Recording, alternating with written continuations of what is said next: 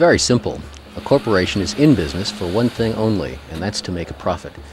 If we get fuzzy in our thinking about that, we're in serious trouble. You come here as Westerners with a Western point of view, economically, capitalistic system, which is based on profit. What does profit mean?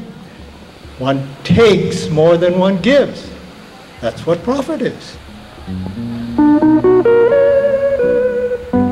Hawaiian Paradise is a business, an investment for every citizen which does and must continue to return multi-million-dollar profits in paradise.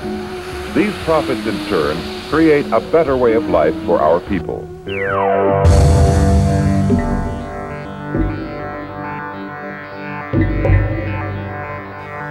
This is the story of how Waikiki was transformed from a self-sufficient agricultural community into an economically dependent international tourist destination. It is a story of influential men making and manipulating laws to advance their own self-interest. Our story begins with a description of Waikiki by Archibald Menzies, a naturalist traveling to the Hawaiian island of Oahu with Vancouver in 1792. The verge of the shore was planted with a large grove of coconut palms, affording a delightful shade to the scattered habitations of the natives. We pursued a pleasant path back into the plantation, which was nearly level and very extensive, and laid out with great neatness into little fields planted with taro, yams, sweet potatoes, and the cloth plant, and the whole was watered in a most ingenious manner by dividing the general stream into little aqueducts leading in various directions so as to be able to supply the most distant field at pleasure. The elaborate irrigation system described by Menzies combines sophisticated engineering and conservation techniques that decentralize the water flow at the upland sources. This water distribution method, developed in the 15th century, provided food for hundreds of thousands of people throughout the Hawaiian Islands. Water was considered sacred, and there were taboos or kapu against throwing any waste into the streams, pools, taro plantations, fish ponds, or any fresh water. Human waste was buried or burned. The water was abundant and clean. The land was unpolluted, and the people were self-sufficient. Only 25 years later, an agent of American missionaries, Levi Chamberlain, describes a dramatic decline in the agricultural productivity of Waikiki. Our path led us along the borders of extensive plats of marshy ground, having raised banks on one or more sides, and which were once filled with water and replenished abundantly with esculent fish, but now overgrown with rushes waving in the wind. I entered into conversation with the natives respecting its present neglected state. They ascribed it to the decrease in population. The decrease in population was primarily the result of the introduction of disease from early European explorers. The native Hawaiians had no immunity, and the result was mass death of genocidal proportions. The native population collapsed. Waikiki's well-tended taro and fish ponds, tenderly nurtured by Hawaiian labor, would soon become a distant memory. Meanwhile, ever-increasing numbers of Westerners were coming to Hawaii. Some would write of their visit. Waikiki. There's something in the very name which smacks of the sea. It is a seaside resort of Honolulu, about 5 miles from the city. My friend invited me to take an afternoon drive and left the direction to me. We passed a young coconut grove said to contain 7,000 trees. With such a capacity of the land, what a pity it seems to find oneself soon surrounded by wretched marshes with muddy ponds of green and stagnant waters. The hard road goes bravely through and over this country, and soon we reach the giant palms and their covey of nestling cottages. Further along shore, where the native fishing canoes are hauled up on the beach, the cocoa palms grow taller and more numerous, and a comfortable native settlement and camps. Those comfortable native settlements would soon become the residence for well-to-do Honolulu merchants, as Westerners dispossessed native Hawaiians from their lands through the enactment and enforcement of Western-influenced laws, and the subsequent manipulation of the legal system. In 1848, one of these laws, the Great Mehele, formulated by a Western attorney named William Lee, was supposedly intended to distribute land equitably. The Mahele may have been great for Western business interests, but it proved to be a disaster for the 70% of the native Hawaiians who lost their land. Shortly after his work on the Mahele, William Lee wrote the Penal Code of the Hawaiian Islands. In an introductory report, Lee states he wrote the code to prepare a system of laws equally well adapted to the native and foreign portions of our community, one not too refined for the limited mind of the former, and yet enough so to meet the wants and capacities of the latter. Modeled after the U.S. slave state of Louisiana's penal code, the Hawaiian Penal Code contained a variety of laws designed to put Native Hawaiians at a distinct disadvantage. For example, the new vagrancy laws allowed landless Native Hawaiians to be rounded up and forced to work as slave labor on the sugar plantations. If fines were not paid immediately, it meant hard labor in prison or the seizure of property. If more than 3 people gathered, it could be declared a riot. By the late 1800s, Westerners, though only 9% of the population, owned 67% of the taxable land. Native Hawaiian lands were turned into a commodity to be bought by those with money and lost by those without. The land would be used primarily for a single commercial crop for export, sugar. In 1865, Benjamin Franklin Dillingham arrives in Hawaii. 4 years later, using borrowed money, he buys the Pacific Hardware Company in Honolulu and begins to supply the hardware needs for a growing sugar industry. He marries Emma Louise Smith, the daughter of a missionary, and a year later Emma gives birth to Mary Dillingham. The heir to the Dillingham Empire, Walter Dillingham, is born 5 years later, on April 5, 1875. The Reciprocity Treaty allowed Hawaii sugar to be imported to the United States duty-free and accelerated the growth of commercial sugar plantations in Hawaii. The need for a transportation infrastructure to serve the needs of this growing sugar industry is not lost on B.F. Dillingham, and in 1888 he obtains a franchise for the Hawaii legislature to build a railroad. A year later he borrows $700,000 and founds the Oahu Railway and Land Company, known as the OR&L. In 1892, B.F. Dillingham brings Lucius Pinkham to Hawaii to supervise construction of coal discharging and loading apparatus for the OR&L. This job would begin Pinkham's career in Hawaii and his lifetime involvement with the Dillingham family.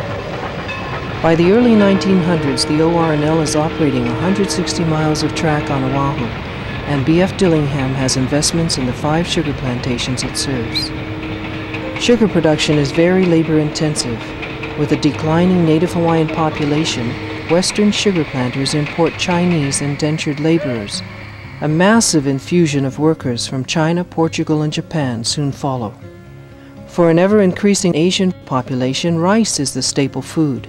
The taro and fish ponds of Waikiki are now used for rice production and growing fish. Waikiki once again became a highly productive agriculture and aquaculture area. Even as Waikiki experiences a revival of agriculture and aquaculture, well-to-do Honolulu merchants increasingly take up residence in Waikiki. As a local newspaper reports, quite a little community of foreign families are now residing at the beach at Waikiki. The distance from town is so short that a person may be in town at his business all day and go out that evening when the change of atmosphere was truly refreshing, while the surf bathing cannot help but be invigorating. Land values in Waikiki were escalating, and cash-poor Asian and Native Hawaiian residents were being displaced by Honolulu merchants. The new residents of Waikiki were clamorous in their demands that the road to Waikiki be improved. The road, later to become Kalakaua Avenue, was widened, and soon an omnibus began providing public transportation to Waikiki. This road to Waikiki and others built during this time became obstacles to drainage. The sophisticated irrigation system built by Native Hawaiians to transport water from mountains to sea now stagnate. The stagnant water and the introduction of mosquitoes resulted in Waikiki being labeled unsanitary.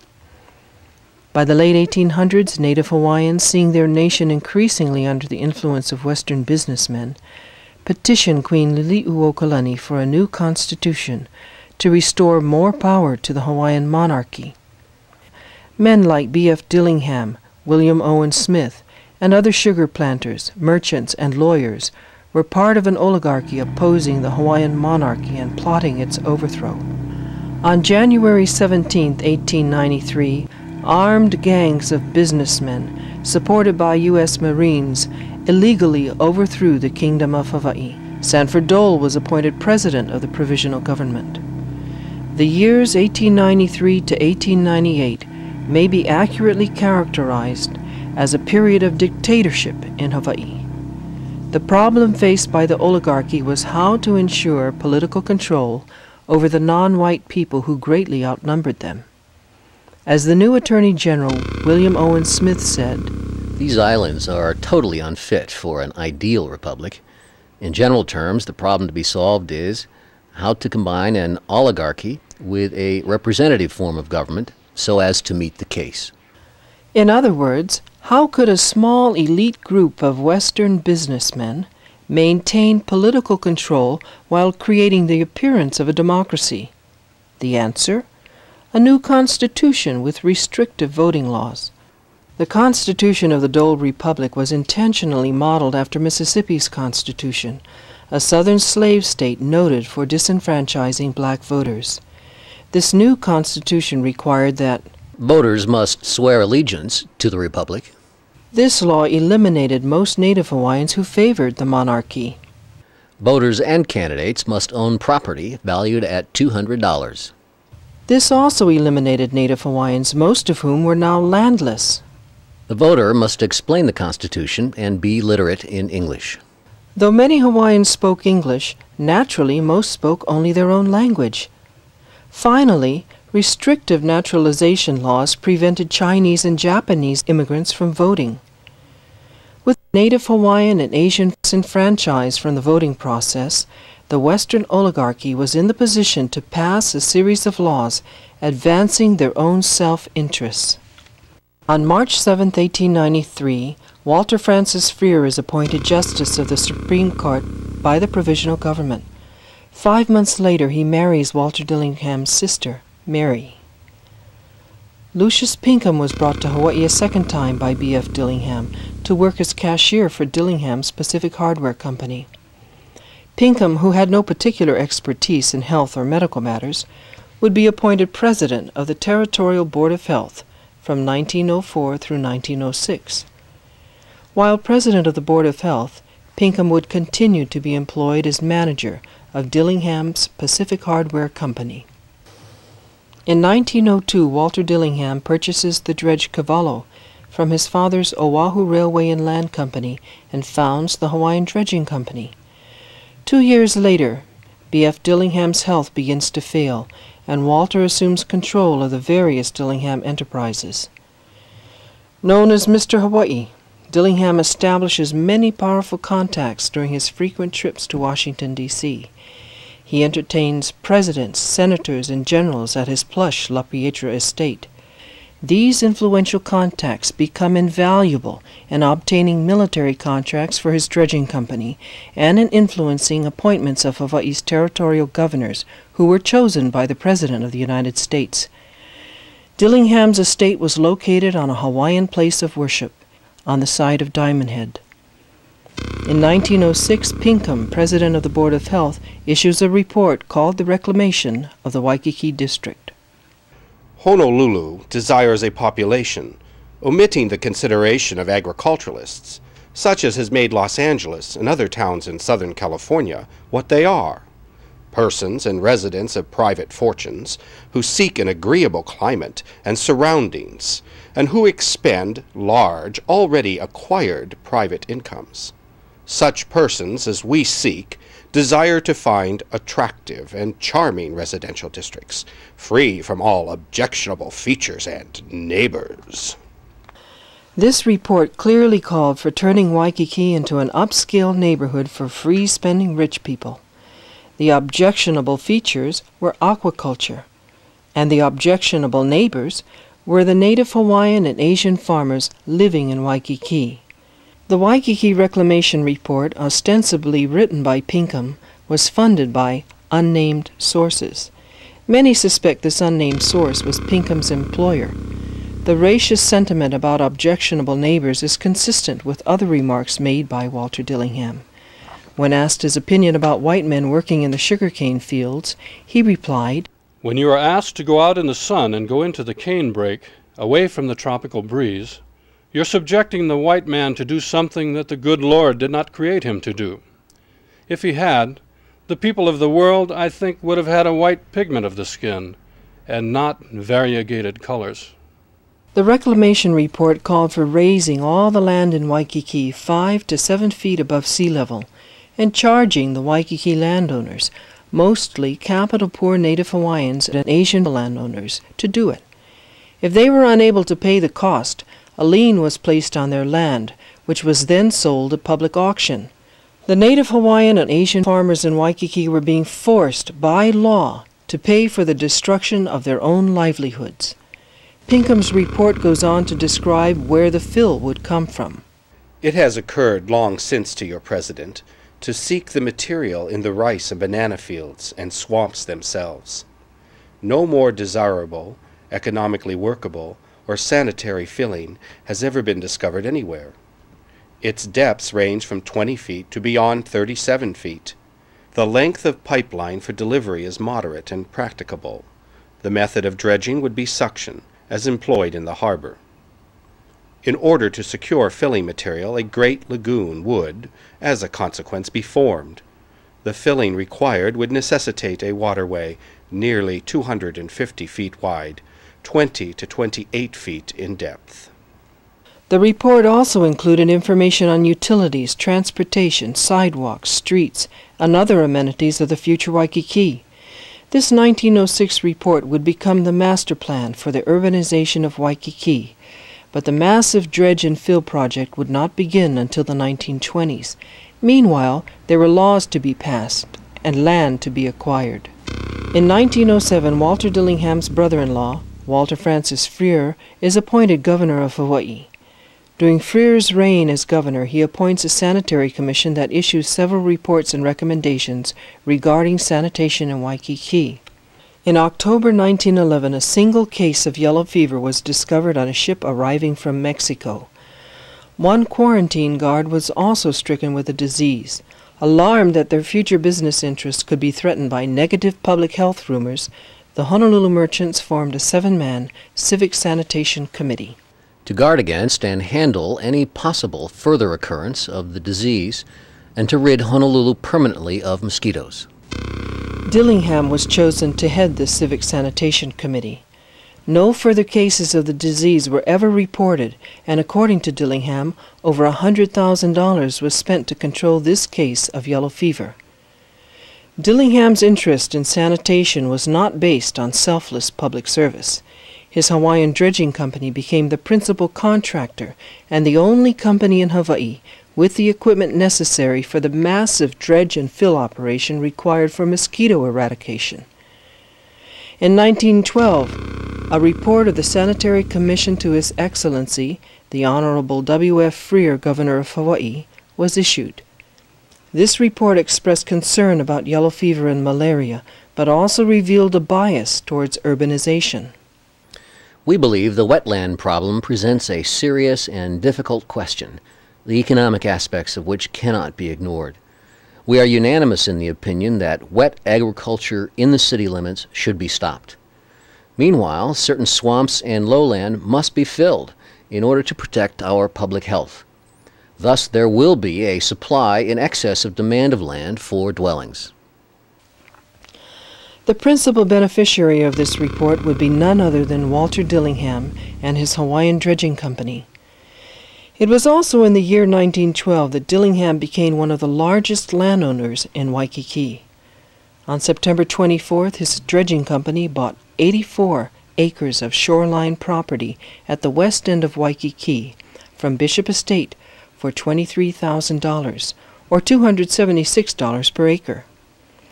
Dillingham got a cut-rate price considering comparable property in Waikiki was being sold at $1,600 to $2,000 an acre. William Owen Smith was president of the Bishop Estate Board of Trustees at the time of this sale to Dillingham. Shortly after the purchase of the Bishop Estate property, Dillingham and Smith formed the Guardian Trust Company and purchased an additional 146 acres of Waikiki hinterlands from the Queen's Hospital for $60,000 or $411 an acre. This land, known as the Macaulay Tract, was subdivided and sold for residential use. This close relationship between Dillingham and Smith and the cheap price they paid for land suggest actions basically unethical that may be likened to the looting of Native Hawaiian landed charitable estates by entrepreneurial capitalists. By the mid-1900s, the property Dillingham purchased from Bishop Estate was worth millions. It became one of the largest shopping centers in the United States, the Ala Moana Center, and the 38-story Ala Moana Hotel. In the 1980s, Ala Moana Center would be sold to Japanese investors for $370 million.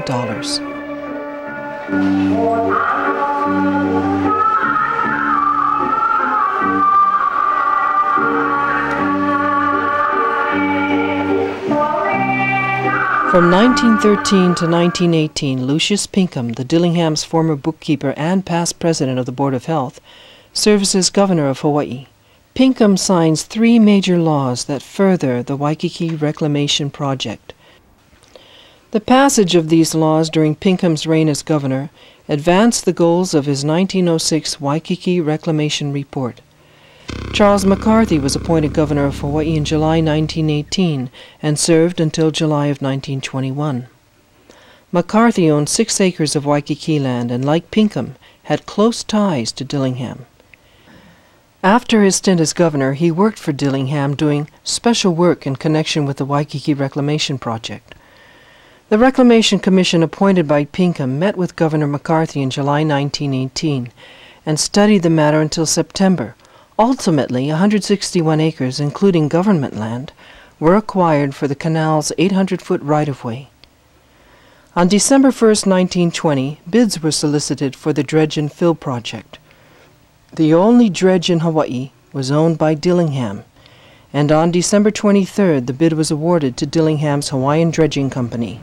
Under this and associated contracts, Dillingham built the Alawai Canal and used the excavated material to fill in Waikiki. The territory of Hawaii and city and county of Honolulu paid Dillingham over $100,000 to dredge the canal and fill in the McKinley High School site. Part of the contract allowed Dillingham to keep and sell the extra fill material. The completion of this contract left Dillingham with 2,400,000 cubic yards of fill to sell to individuals who were required by law to fill in their land. At the usual price of 59 cents a cubic yard, Dillingham stood to gross nearly $1.5 million for this fill material. All this dredging and filling was not without cost to the farmers in the area. Farms and fish ponds near the dredging sites suffered damages to fish, crops, and other animals from the leaking seawater used in the dredge and fill operation. One Chinese tenant, Farmer Chang Phao, describes the damage done to his farm. When the lands adjacent to my farm were gradually being filled, the salt water escaped into my fish ponds and killed all the fishes in them. Then when my flock of 500 ducks swam about the ponds and ate the dead fish floating in them, they got ill and died at the rate of 20 to 30 every day until now. I have only about 100 of them left. The ducks die in such a number every day that I have not have time to bury them fast enough. And in the course of a day or two, worms began to creep out of these carcasses, and when my chicken, numbering over 100, ate these worms, most of them got sick and perished. Before the salt water flooded my farm, I used to have a daily gross income of $12, $10 from egg production, and $2 from fishes caught in the ponds. Although it cost me about $10 per day for overhead expenses to feed the livestock as well as my family. I was about to save about $2 per day, which money, as you know, goes toward paying off the rental and taxes on the farm. But now, with my sources of income completely cut off, I find it very hard for me to keep my family of 6 children going.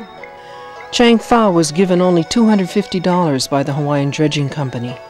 Other farmers, both Asian and Native Hawaiian, received only token payment for their losses and nothing for the destruction of their livelihoods.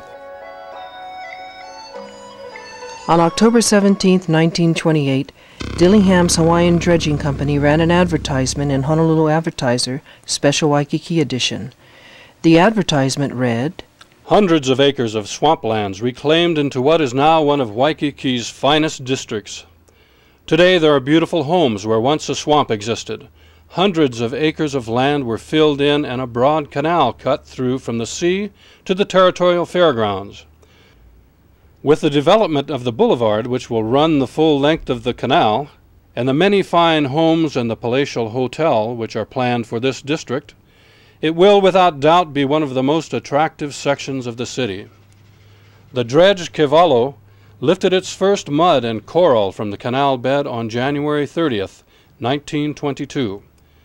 After 5½ years of work, it had dug a canal 3 miles long, with an average depth of 25 feet and a breadth of 250 feet. During this 5½ years of operation, 1,750,000 cubic yards of material were removed and distributed over hundreds of acres of swampland. $1,500,000 invested in the future of Honolulu reclaimed land worth many millions more. The reclamation of this land was a great project and an important factor in making Waikiki the beautiful residential district that it is today.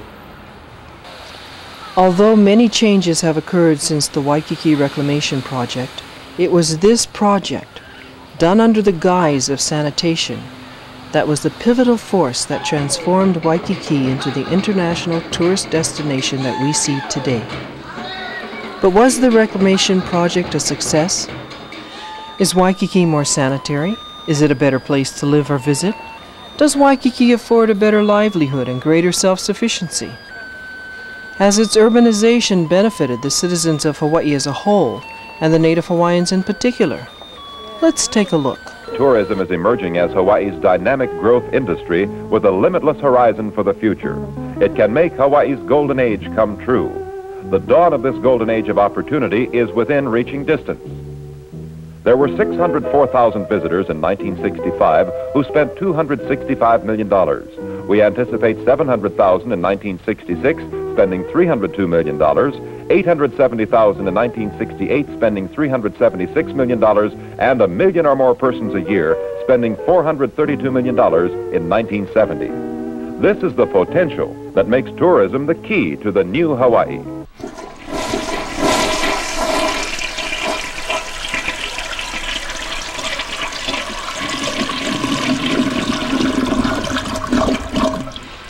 According to court documents submitted by the Sierra Club Legal Defense Fund in its successful suit against the city and county of Honolulu, 72 million gallons of human sewage containing 70% solids is flushed from 206,000 toilets into the ocean 1.5 miles off Sand Island every day.